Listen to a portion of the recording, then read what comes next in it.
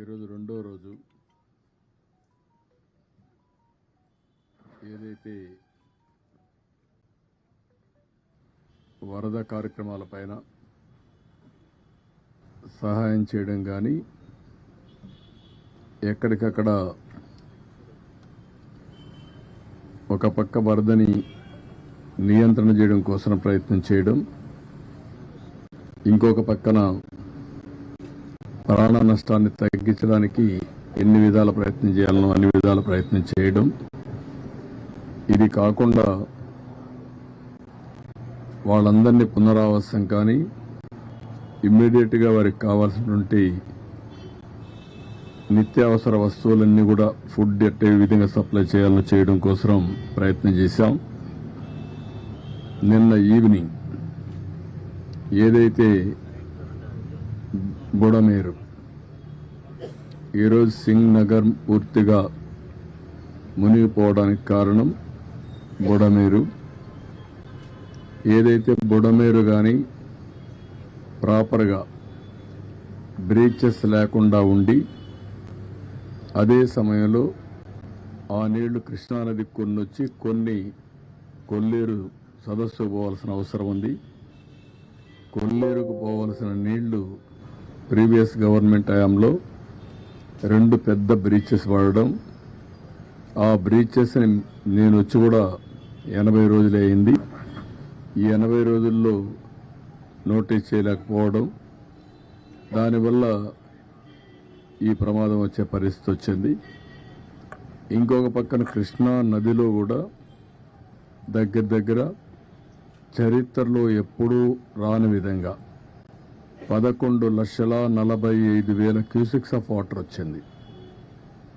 కృష్ణా నది డిజైన్ చేసింది ఈ యొక్క గేట్స్ అయితే ప్రకాశం బ్యారేజ్లో 11,90,000కు డిజైన్ చేశారు. ఫుల్ కెపాసిటీ 11,90,000 టేకప్ తీసుకుంటుంది.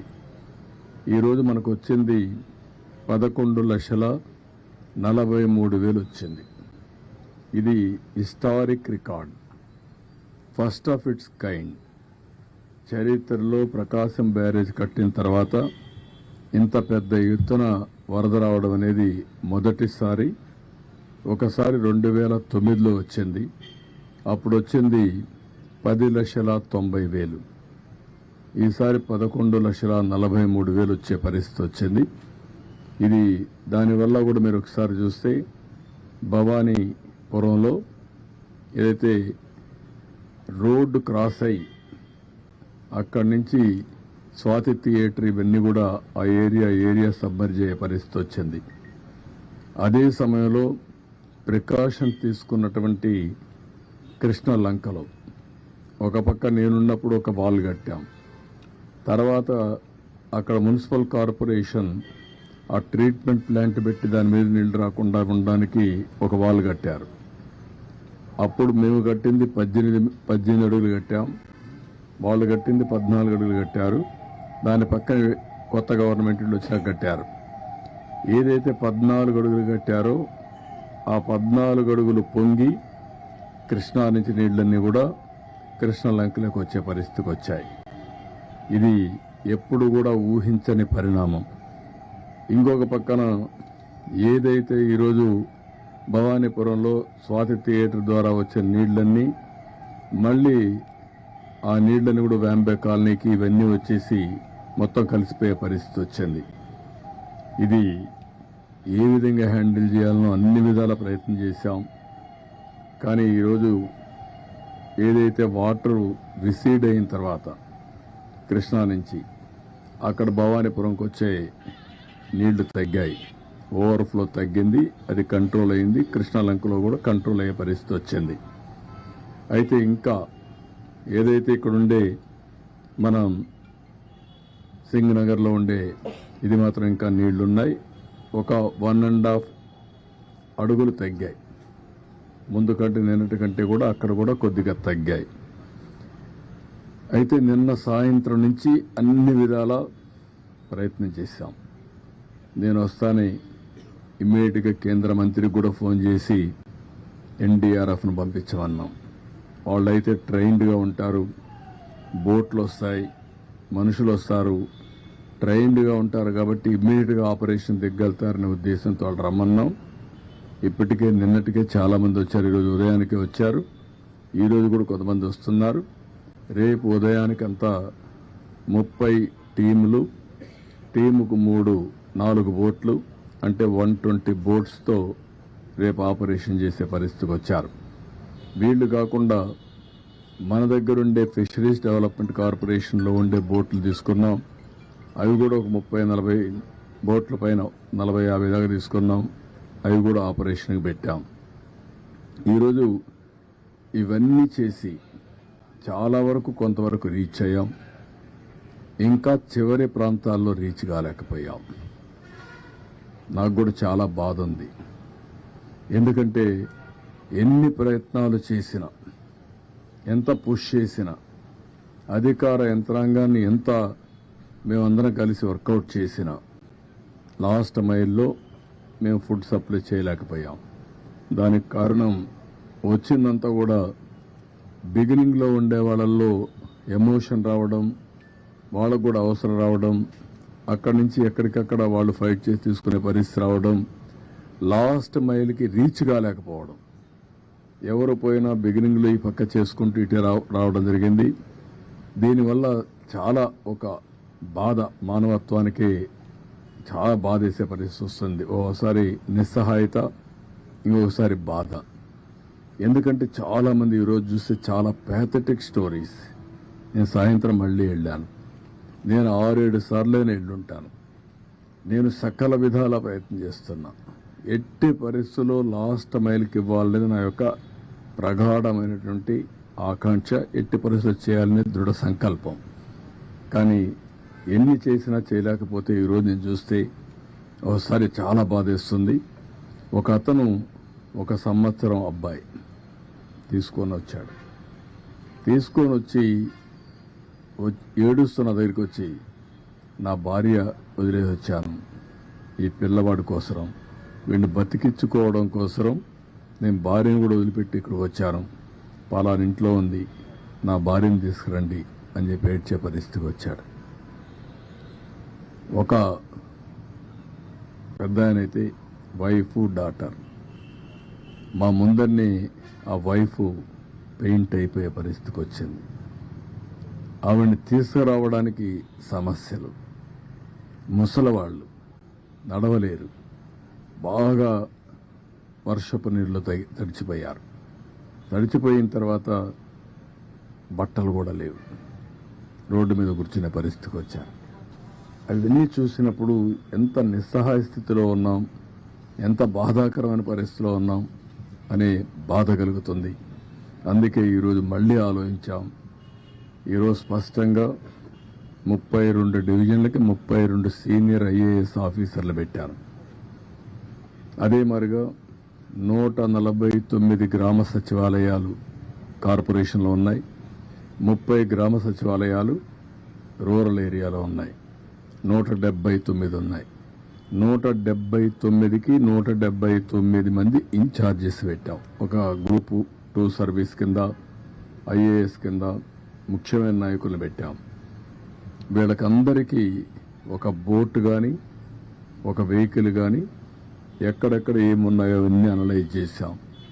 ఉదాహరణ, కొంతమంది నడిచిపోయే పరిస్థితి వస్తుంది. ఇప్పుడు బాగా వెసులుబాటు వచ్చింది కాబట్టి ఒక ట్రాక్టరో ఒక వ్యానో పెట్టుకొని ఫుడ్ పాకెట్స్ అన్ని డిస్ట్రిబ్యూట్ చేసే పరిస్థితి వస్తుంది.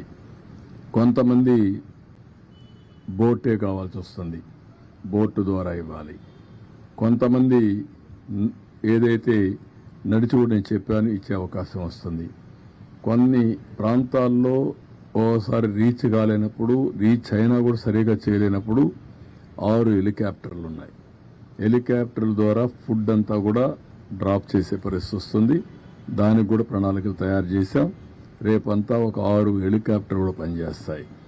ఈరోజు కొత్తగా ఒక వినూత్నంగా ఏదైతే డ్రోన్స్ అన్ని ఒక 8-8 డ్రోన్స్ పెట్టి ఒక 10,000 మందికి ఫుడ్ పాకెట్స్ అందజేయగలిగాం. ఈరోజు నేను చూశాను, కొంతమంది మేము ఫుడ్ ఇస్తే ఆ ఫుడ్ అవసరం ఆ ఫుడ్ని వాటర్లో కూడా లాక్కపోయే పరిస్థితికి వచ్చారు మొయ్యలేక. వాటర్లో మోసుకొని వెళ్తే కంటామినేషన్ వచ్చే ప్రమాదం వస్తుంది. ఆ కంటామినేషన్ వస్తే లేనిపోని రేపు డయారియా ఇవన్నీ అనేక సమస్యలు వస్తాయనే ఉద్దేశంతో ఇప్పుడు ఈ డ్రోన్స్ పెట్టి, డ్రోన్ అయితే చాలా ఈజీగా వెహికల్ నుంచి నేరుగా బిల్డింగ్ పైకి పంపిస్తారు. ఆటోమేటిక్ తీసుకోగలుగుతున్న 2 minutesలో ఆపరేషన్ అవుతా ఉంది. రేపు ఒక 30-35 డ్రోన్స్ కూడా పెట్టాం. అది కానీ సక్సెస్ అయితే ఇంకా ఎన్ని పెట్టాలో పెట్టి ఇంకా టైం కూడా లేదు. We are operating. అవైలబిలిటీలో ఉండే డ్రోన్స్ అన్ని కూడా తీసుకొచ్చి పెట్టాం. అదే మరిగా ప్రతి ఒక్క బోట్లో కానీ ప్రతి ఒక్క వెహికల్లో కానీ ఒక ఆక్టోపస్ కానీ గ్రే హౌండ్స్ కానిస్టేబుల్ పెట్టాం. ఎందుకంటే వాళ్ళది సమర్థవంతంగా చేయగలుగుతారని పెట్టాం. అదే సమయంలో లోడింగ్ అన్లోడింగ్ ప్రాబ్లం ఉంటే ఏపీఎస్పీ స్టాఫ్ ఉన్నారు, పోలీసులు ఉన్నారు, వాళ్ళ సర్వీసులు కూడా ఉపయోగించుకోవాలని వాళ్ళని కూడా పెట్టాం. అంటే ఇవన్నీ కూడా ఎందుకు చేస్తున్నామంటే ఎక్కడ కూడా ఒక చిన్న నిర్లక్ష్యం ఉండకూడదు. ఎట్టి పరిస్థితిలో లాస్ట్ మైల్లో ఉండే వ్యక్తులకు చేరవేయాలి. వాళ్ళ ప్రాణాలు చాలా ముఖ్యం. అదే మరి వాళ్ళు చాలా ఇబ్బందుల్లో ఉన్నారు. నేను చూసినప్పుడు అనిపిస్తుంది, డబ్బులుండేవాళ్ళు, డబ్బులు లేని వాళ్ళు, చదువుకున్న వాళ్ళు, చదువుకోలేని వాళ్ళు, ఏ ఏజ్ ఉన్నా ప్రతి ఒక్కరు అందరూ సమానమైపోయే పరిస్థితికి వచ్చారు. దీనావస్థలో ఉన్నారు. కడుపు నిండితే చాలని బాధపడుతున్నారు. కనీసం నీళ్లు కూడా దొరకకుండా నీళ్లు ఇస్తే అది అమృతంగా భావించే పరిస్థితిలో ఉన్నారు. అవి చూసినప్పుడు బాధ్యత పెరుగుతుంది. నేను ఆ మాటే చెప్పాను మా ఆఫీసర్లకు అందరికీ. ఈరోజు ఈ కష్టకాలంలో ఉన్నప్పుడు మనందరి మీద ఒక గురుతరమైన బాధ్యత ఉంది. మీరు ఆ పని చేయండి. నాకు రాత్రికి రేపు ఎల్లుండి 3 days మాత్రం రాజీ లేదు. 0 tolerance. అందరం కలిసి పనిచేయాలి. ఎక్కడ కూడా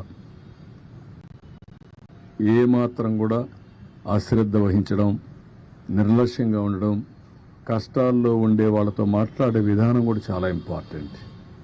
ఒకసారి ఎమోషనల్గా మాట్లాడతారు, హిస్టీరిక్గా మాట్లాడతారు. ఎందుకంటే నిన్నటి నుంచి భోజనం లేదు, కళ్ళ ముందర పిల్లలకు భోజనం పెట్టలేకపోయారు, పేషెంట్లుగా ఉండే పేరెంట్స్ని చూసుకోలేకపోయారు. అవన్నీ చూసినప్పుడు ఎవరికైనా కోపం వస్తుంది, బీపీ పెరుగుతుంది, ఆవేశం వస్తుంది. అలాంటి సమయంలో మనం వాళ్ళని సముదాయించాలి, ఎప్పటికప్పుడు వాళ్ళకి గౌరవించాలి. వాళ్ళు గట్టిగా మాట్లాడినా మీరు వాళ్ళని ఏ విధంగా మెప్పించాలనో మెప్పించి మనం ఏం చేయాలో చేయాలని చెప్పి కూడా చాలా స్పష్టంగా చెప్పాను. మా వాళ్ళు కూడా చేస్తారని చెప్పి ఆశిస్తున్నా. నేను సర్వేలు కూడా కండక్ట్ చేసుకుంటున్నా. ఎక్కడికక్కడ ప్రజాభిప్రాయాన్ని మేము ఇచ్చినట్టు చేరాయా లేదా అని కూడా అడుగుతున్నాం. దానివల్ల కూడా నాకు సమాచారం వస్తుంది. ఆ సమాచారాన్ని బేస్ చేసుకుని మళ్ళీ అక్కడ పంపించవలసిన నిత్యావసర వస్తువులన్నీ పంపిస్తాం.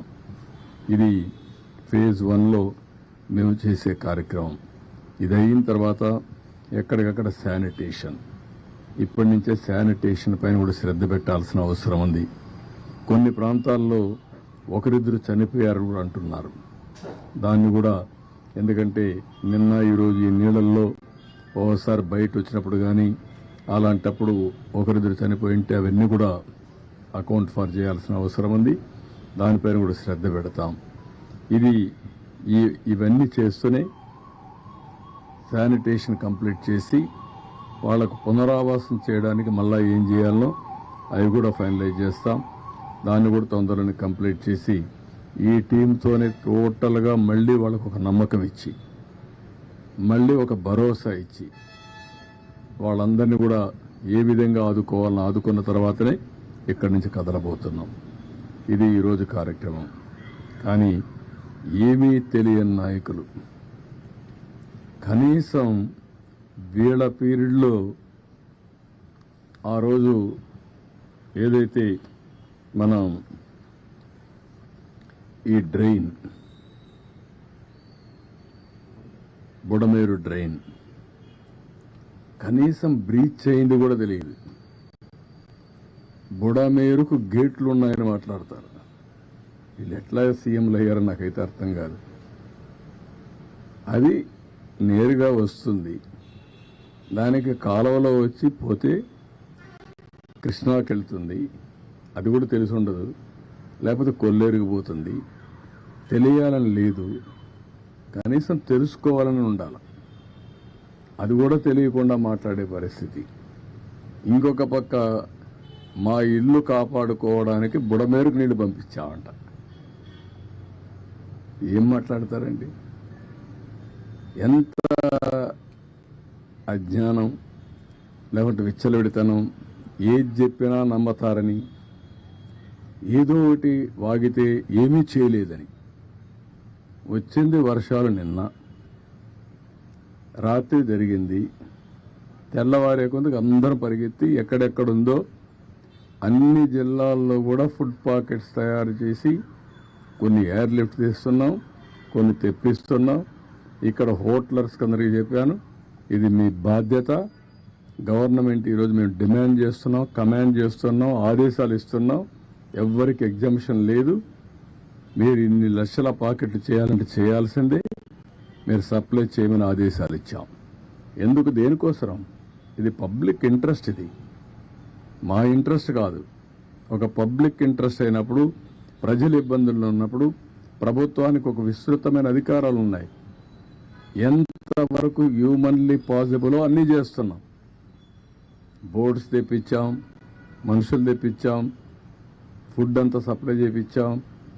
సెక్రటరియేట్ మొత్తం ఈరోజు మీరు చూస్తే కలెక్టరేట్ని సెక్రటరియేట్గా చేసుకొని చీఫ్ సెక్రటరీ మొదలుకొని చీఫ్ మినిస్టర్ మొదలుకొని ఇక్కడే ఉన్నాం. దాన్ని కూడా వక్రీకరించి మాట్లాడే పరిస్థితికి వస్తున్నారు. వీళ్ళకు బాధ్యత లేదు, నాకు బాధ్యత ఉంది. హరికేన్ తుఫాన్ 96-97 రాజమండ్రి ఆర్డీఓ ఆఫీస్ని సెక్రటరియట్గా చేసుకుని ఆల్ సెక్రటరీస్ని రమ్మని వారంలో మళ్ళీ అన్ని పనులు పూర్తి చేసి నార్మల్సీ తెచ్చిన తర్వాతనే హైదరాబాద్కి వెళ్ళాను. ఆ రోజు మొత్తం మీరు చూస్తే 21 సీట్లుంటే 99 ఎలక్షన్లో 20 సీట్లు మేము గెలిచాం. అదే విశాఖపట్నం ఉద్హూద్.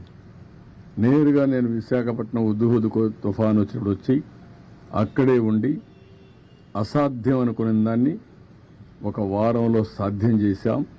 ఎవరు మెషర్ చేసినా ప్రీ హుదూద్, పోస్ట్ హుదూద్ అని విశాఖపట్నాన్ని అభివర్ణించే పరిస్థితికి వచ్చారు. అందుకే లాస్ట్ ఎలక్షన్లో 4 సీట్లు గెలిచాం. ఈసారి అతిపెద్ద మెజారిటీతో గెలిచాం. తిత్లీ అక్కడే ఉన్నాం. ఆ రోజు కూడా సెక్రటరియట్ పండగలున్నా కూడా కాదని అక్కడ ఉన్నాం. 5 ఏళ్లు అంటే ప్రభుత్వం మంత్రి కానీ ముఖ్యమంత్రి కానీ ఎవరైనా సరే ఒక్కరోజు ఫీల్డ్కి వచ్చారా? ఒక్కరోజు వచ్చాడు ఫీల్డ్కి. అది కూడా రెడ్ కార్పెట్ వేసి పెద్ద ఎత్తున ఫీల్డ్ విజిట్ చేశాడు. మామూలు కార్పెట్ వేసుకొని ఫీల్డ్ విజిట్. ఇప్పుడు పాపం విధి లేని పరిస్థితిలో బురదలో దిగాడు. ఎందుకు? దిగకపోతే గతి లేదు కాబట్టి. ఏంటి రాజకీయాలు, చెత్త రాజకీయాలు? ఏం మాట్లాడుతున్నారు మీరు? మీరు మాకు తుఫాన్ గురించి, సైక్లోన్ గురించి, డిజాస్టర్ గురించి మాట్లాడే పరిస్థితి మీకుందా? తెలుగుదేశం పార్టీ ఎప్పుడు కూడా ఒక బాధ్యత కలిగిన పార్టీ. ఎవరికి ఎక్కడ కష్టమున్నా సమర్థవంతంగా, అది కూడా ఒక శ్రద్ధతో పనిచేసే పార్టీ. పేదవాడికి ఎక్కడ ఇబ్బంది లేకుండా చేయడం కోసం అన్ని విధాల ప్రయత్నం చేసే పార్టీ. దాన్ని వెకిలి చేసి మాట్లాడడం, లేకపోతే వీళ్ళ యొక్క క్రిమినల్ నేచర్, ఆ క్రిమినల్ నేచర్తో ఏం చేస్తారో తెలియదు మనకు. వాళ్లే నేరాలు చేసి ఆ నేరాలు వేరే వాళ్ళపైన వేసి తద్వారా రాజకీయ లబ్ధి పొందాలని ప్రయత్నం చేస్తారు. చాలామందికి అనుమానం ఉంది రాష్ట్రంలో, ఏంటి ఇవన్నీ ఎట్ట జరుగుతున్నాయని. మామూలుగా నా గవర్నమెంట్లో, నేను ఎప్పుడు గవర్నమెంట్లో ఉన్నా, రౌడీజం కానీ, ఫ్యాక్షన్ పాలిటిక్స్ కానీ, వైలెన్స్ కానీ, లా అండ్ ఆర్డర్ వైలేషన్స్ కానీ ఎప్పుడు ఉండవు. అలాంటిది ఈ మధ్యకాలంలో అక్కడక్కడ తోక తిప్పే పరిస్థితికి వస్తున్నారు. తోక తిప్పే పరిస్థితికి వస్తున్నారు అంటే కొంతమంది రాజకీయ ముసుగులో పెత్తనం చేయొచ్చు, తప్పించుకోవచ్చు అనుకుంటున్నారు. కానీ రాజకీయ ముసుగులో మీరు తప్పించుకోలేరు. ఇష్ట ప్రకారం చేస్తే ఎవరిని వదిలిపెట్టాం. మొన్నే గుడ్లవల్లేరులో మీరు చూశారు. ఏం మాట్లాడారండి మీరు? మాకు సిన్సియారిటీ ఉంది. అందుకే నేను ఫారెన్సిక్ ఎక్స్పర్ట్స్ అందరిని తీసుకొచ్చి నేషనల్ లెవెల్లో ఉండే మేధావులతో అందరితో పెట్టి ఎక్స్పర్ట్స్తో పెట్టి కేసు ఎస్టాబ్లిష్ చేస్తాం. తప్పు చేశారని తెలిస్తే ఎంత పెద్దవాడున్నా వాడిని వదిలిపెట్టాం. దాన్ని ఎస్టాబ్లిష్ చేయడానికి చేస్తే దానిపైన కూడా ఇష్ట ప్రకారం మాట్లాడే పరిస్థితికి వచ్చారు.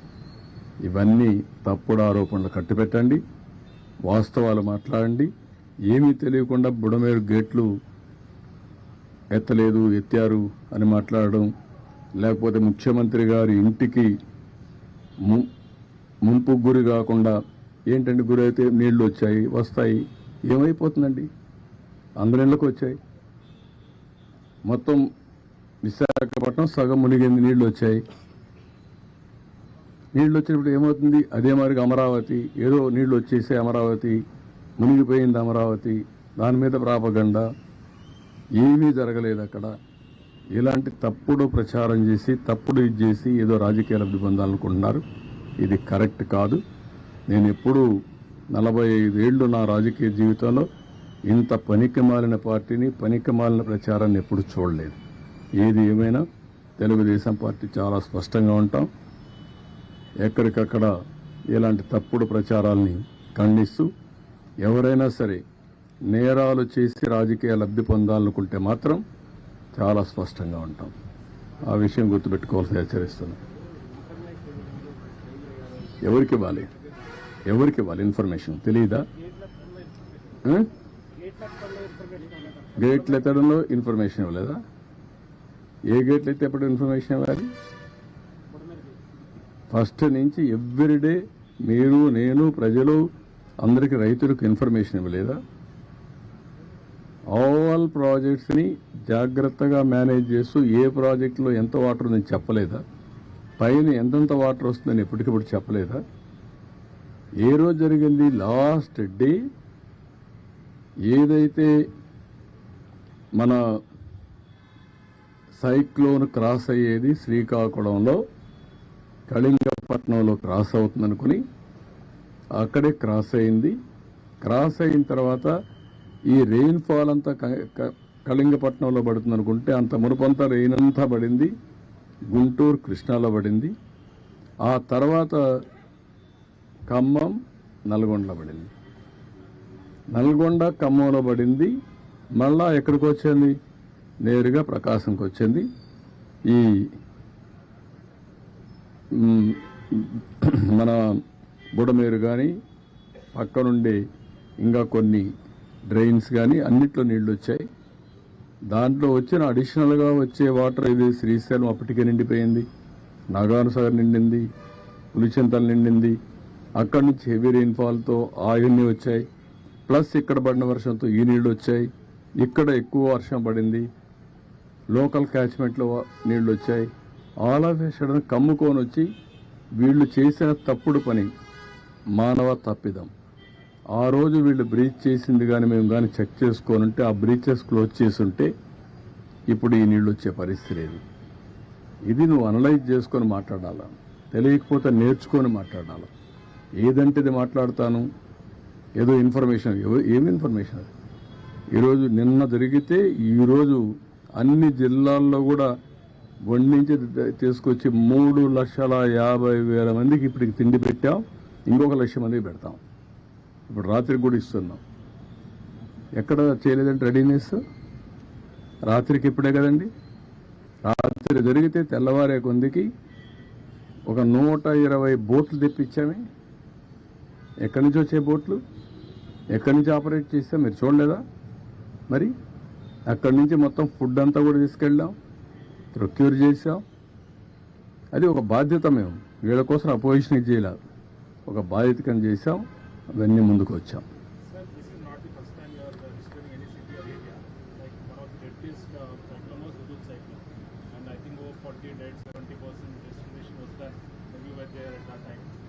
What is the initial assessment? Are you going to request any funds from the center? What has been, sir, what is the figures now? And also in my carrier, this is the biggest disaster. Never in the past we had some events, either Hudhud, hurricane, Titli, but compared to that, here human suffering, property loss is the biggest. We are requesting Government of India to declare as national calamity. We will send all the reports to them. We will request Government of India to give some funds liberally to complete all these things, and also how to recover loss for the people. Any figures, sir? Tomorrow, day after tomorrow, I will give you. Even there is a huge loss of crop, and also some more assets, even private assets and public assets. All these things we will estimate. We will send it to Government of India at the earliest. That's why first I reported to Home Minister. I seek his assistance, and also I requested PM. He also responded positively. Both I have briefed them. Next step is we request them to help us. Sir Budameru కంట్రోల్లోకి వచ్చినట్టుగానే భావించాలి sir మొత్తం ఎంతమంది yeah water అయితే స్లోగా తగ్గుతుంది. ఇప్పటికే 1.5 feet తగ్గింది. రాత్రికి ఇంకా తగ్గచ్చు. ఇక్కడ కూడా మీరు చూస్తే 11,20,000 క్యూసిక్స్ వచ్చాం 8 o'clockకి. ఇప్పుడు ఇంకా తగ్గుతుంది. కాబట్టి కృష్ణా నదిలో కూడా తగ్గింది, బుడమేరు కూడా తగ్గుతూ ఉంది. అందుకని సిటీ కూడా కొద్దిగా ఈజ్ అవుట్ అవుతా ఉంది. రేపు ఎల్లుంటికి ఈ సింగ్ నగర్ కానీ పరిసరాల్లో కానీ నీళ్లు బాగా తగ్గితే ఈజ్ అవుట్ అయిపోతుంది. We are working on that. రసం బ్యారేజ్ గేట్లకు ఏదో ప్రమాదం వాటిందని సోషల్ మీడియాలో ప్రచారం చేస్తున్నారు. దానివల్ల ప్రజలు ఆందోళన. అలాగే అమరావతి కూడా పూర్తిగా మునిగిపోయింది, రాజధాని అమరావతిలో కూడా మొత్తం ఏదైతే అనుకున్న అందరూ ప్రచారం జరిగింది. నేనేమంటానంటే రెండు విషయాల్లో కూడా క్రిమినల్స్ కొంతమంది ఈ రాష్ట్రంలో ఉంటే, వాళ్ళు రాజకీయాల్లో ఉంటే ప్రజలకు కూడా ఎవ్రీడే అనుమానాలు వస్తాయి. నాకు కూడా అనుమానం వస్తా ఉంది. 2 బోట్లు వచ్చే చూశాను, ఎక్కడి నుంచి వచ్చే తెలియదు. వచ్చి నేరుగా ప్రకాశం బ్యారేజ్ని ఢీకొన్నాయి.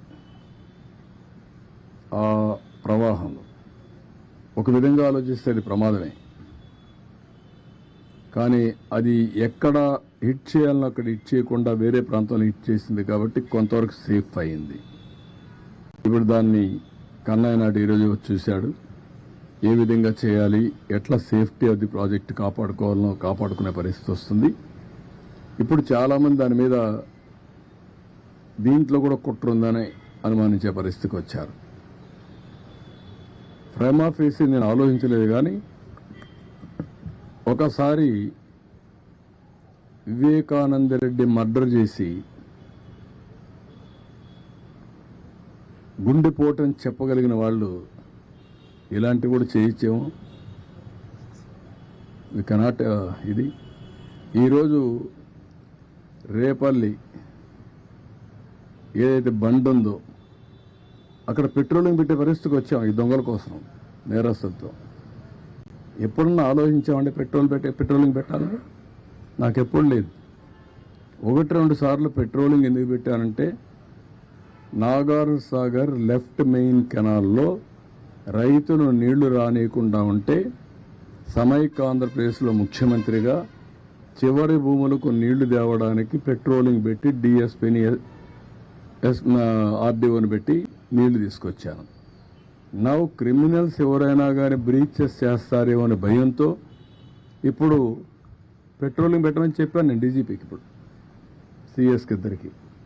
What is the fate? Amaravati ఎందుకు పనిగట్టుకొని మీరు ప్రచారం చేస్తున్నారు మునిగిపోయిందని? మీరు చూడండి, ఒక విష ప్రచారం వైఎస్ఆర్ కాంగ్రెస్ పార్టీ దానికి సంబంధించిన బ్లూ మీడియాలోనే స్టార్ట్ అవుతున్నాయి. ఇదే పని పెట్టుకున్నారు. ఇదే పని పెట్టుకొని ప్రతి ఒక్క దాన్ని విష ప్రచారం చేస్తూ మభ్యపెట్టే విధంగా చేసే పరిస్థితి వచ్చారు. కొన్ని ఇక్కడ ఇంకా ఎస్టాబ్లిష్ చేయలేదు, కానీ అనుమానం వచ్చే పరిస్థితి కూడా వస్తుంది. కానీ ఎవరిని వదిలిపెట్టను, చాలా ఫర్మ్గా ఉంటాం. గుడ్ల వల్లేర్లు ఏంటండి మీ పని?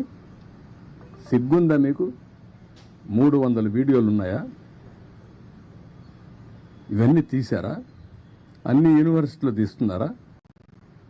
ఎవరు చెప్పాడు మీకు? అంటే ఆ పిల్లల భవిష్యత్తు అవసరం లేదు మీకు? ఓసారి అక్కడ జరిగిన సంఘటన పట్ల పిల్లలు ఆవేశంగా ఉన్నారు. ఆవేశంగా ఉంటే రాజకీయ నాయకుడిగా, ఒక ఎల్డర్లుగా నా బాధ్యత ఏంటి?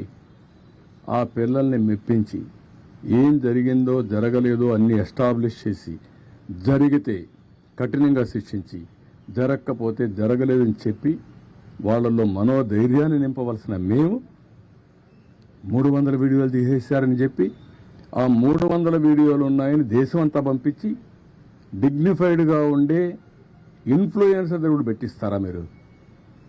ఏమనుకుంటున్నారు మీరు? ఒళ్ళు దగ్గర పెట్టుకోవాలా. ఆడపిల్ల శీలాన్ని లెక్కలేని విధంగా మీ ఒక్కొక్కరు మనం చూస్తున్న ఆ పార్టీలో ఎలాంటి చరిత్రహీనులు ఉన్నారు. ఆడబిడ్డల పట్ల ఎంత దారుణంగా ప్రవర్తించే ఉన్నారు మనం చూసాం. కనీసం వాళ్ళపైన యాక్షన్ తీసుకోకుండా ఏమీ లేనిది ఇక్కడ నెపమేసి ఆడబిడ్డల భవిష్యత్తుని అంధకారంలో పెట్టే పరిస్థితికి వస్తున్నారు. కబద్దారు గుర్తుపెట్టుకోండి. అందుకే నేను ఒక టాప్ లెవెల్ ఎక్స్పర్ట్స్ కమిటీ వేశాను, పోలీస్ ఆఫీసర్లు వేశాను. నిగ్గుదేలుస్తాం. అది నిగ్గుదేల్చడమే కాదు, ఆ తర్వాత ఇలాంటి తప్పుడు కేసులు పెట్టిన వాళ్ళు కూడా నోటీసులు చేంజ్ చేయాలో చేస్తాం.